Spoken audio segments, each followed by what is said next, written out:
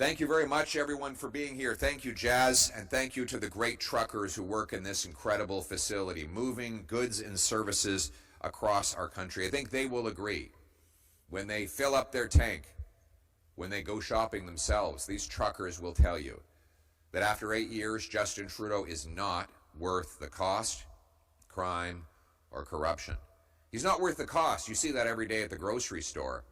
When you take the items out of and run them through the scan, and you see that number getting bigger and bigger, and you sometimes feel like you have to put things back in the cart and return them to the shelves because you can't afford to pay the bill. This is a common story now.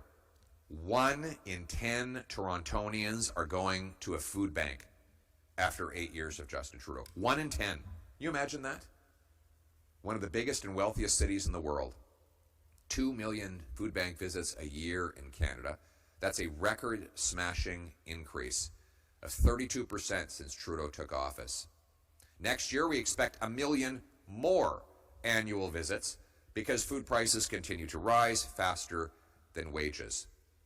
After 8 years of Justin Trudeau, we've had 28 dead bodies in freezers outside the St. John's Hospital next to a dumpster because their families can't afford a burial or cremation. These, in Armukto, 50 military families are eating at the local food bank. Military families who risk their lives for us are not getting enough to pay for their groceries. After 8 years of Trudeau, there are now 35 homeless encampments in Halifax, in one city. These encampments are now visible everywhere you go. The food professor, Sylvain Charlebois, reveals that after 8 years of Trudeau, not only is the price of food going up, but the amount Canadians have to pay for it is going down. In other words, most families are spending less than is necessary to buy their families an affordable a nutritious basket of food. That means people are going malnourished. Scurvy is making a comeback after 8 years of Justin Trudeau. These are the real world consequences of Justin Trudeau and the NDP doubling the national debt, raising taxes on middle class and poor Canadians. Trudeau famously said that the economy is not about numbers, it's about people. Well, I hate to break it to you, Justin, but numbers affect people. In fact, as Pythagoras said, numbers rule the universe.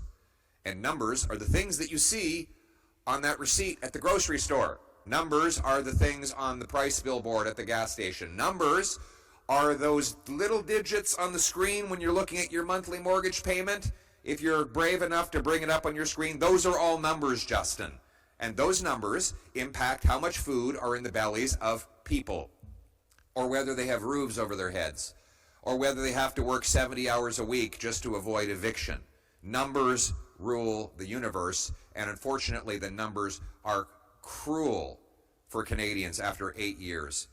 We know this policy, these results are the direct consequences of Justin Trudeau and the NDP policies. When you double the national debt, you drive up demand, which bids up goods. You print $600 billion of cash, and that causes inflation, just like it has everywhere and always over the last 5,000 years of economic history, as far back as we can go in human records. Whenever governments create cash, they cause inflation. And what is he doing now?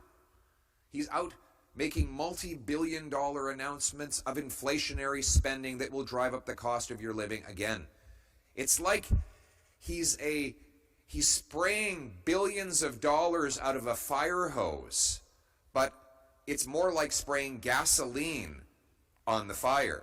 He's like Justin Trudeau promising to fight inflation is like a pyromaniac promising to fight a fire. He's the one that lit the fire with his taxes and his deficits. And every day you see him in these photo ops, know the money that he's spitting out of his mouth is money that will come out of your pocket, just like it has for the last 8 years, and all with the help of Jagmeet Singh. Common sense. The good news is life was not like this before Justin Trudeau, and it won't be like this after he's gone. He's not worth the cost, crime, or corruption. Canadians are good and decent people. They do not have to give up on the things they used to take for granted, like affordable food and homes, all for the ego and incompetence of one man. Common sense conservatives have a plan to axe the tax, build the homes, fix the budget, and stop the crime. Axe the tax, build the homes, fix the budget, and stop the crime. In doing so, we will restore the Canadian promise, the promise that was made to my friend, all of my friends behind us today, but particularly to Jazraj, whose family came here with a small bank account but big dreams, and he went on to start a business, build homes, and become a member of Parliament. The promise made to my family when I was born to a 16-year-old unwed mother who put me up for adoption to 2 school teachers, and they raised me to believe that it didn't matter where I came from, it mattered where I was going. It didn't matter who I knew, but what I could do. And that's the country that my wife came to as a refugee and in which her family has succeeded. That is Canada's promise. Though it is broken now, we will restore it. And today we demand the government reverse the policies that have destroyed the middle and working class people. But we are making 3 specific demands for Justin Trudeau for the forthcoming budget. First, axe the tax on food and farmers by passing C-234. That will take carbon tax off farmers' barns and drying to provide food price relief to Canadians. 2, build homes and not bureaucracy by requiring cities permit 15% more housing completions each year as a condition of receiving federal funds. 3, cap spending with a dollar-for-dollar law to bring down inflation and interest rates. The dollar-for-dollar law will require the government find $1 new of savings for every new dollar of spending. By capping government, taxpayers and the economy can catch up with the cost. We can balance the budget again and bring down inflation and interest rates. This dollar-for-dollar principle is the one that single moms, small businesses, and seniors use to run their finances, and it is what we are demanding the government implement as well. Again, axe the Trudeau tax on food and farmers. 2, build homes, not bureaucracies. And 3, cap the spending with a dollar-for-dollar law to bring down inflation and interest rates. These are common sense demands, and if we don't get them, we won't support the budget. Common sense conservatives will continue to fight for everyday Canadians who work hard, pay their taxes, and play by the rules until the carbon tax election comes. And in that election, we will have a simple choice between a costly coalition of Justin Trudeau and the NDP, who tax your food, punish your work, take your money, double your housing costs, and unleash crime and chaos in your community, or common sense conservatives who will axe the tax, build the homes, fix the budget, and stop the crime. Thank you very much. Let's bring it home.